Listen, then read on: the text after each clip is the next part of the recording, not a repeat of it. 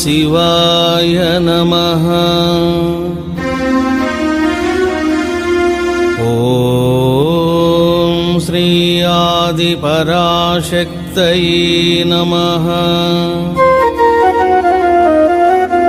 ॐ श्रीकालभैरवाय नमः।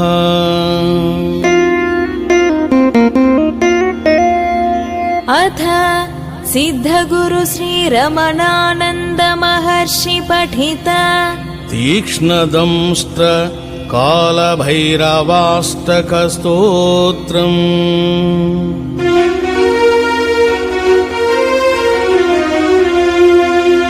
यं यं यं यक्षरूपं दशदिशि विदितं भूमिकम्पायमानं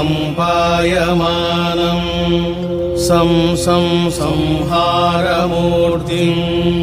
शिरमुकुटजटाशेखरं चन्द्रबिम्बं दं दं दं दीर्घकायं विकृतनखमुखं चूर्ध्वरोमं कराळं पं पं पं पापनाशं प्रणमत सततं भैरवं क्षेत्रपालं स्वाहा।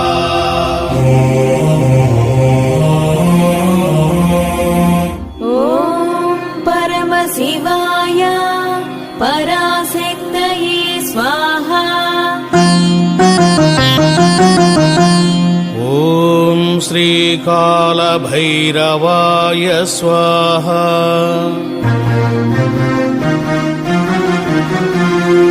रं रं रं रक्तवर्णं कटिकटिततनुं तीक्ष्णदंष्ट्राकराळं घं घं घं घोषघोषं घग घग घटितं घर्जरं घोरनादं कं कं कं कालपाशं द्रुक द्रुक द्रुकितं ज्वालितं कामदाहं तं तं तं दिव्यदेहं प्रणमत सततं भैरवम्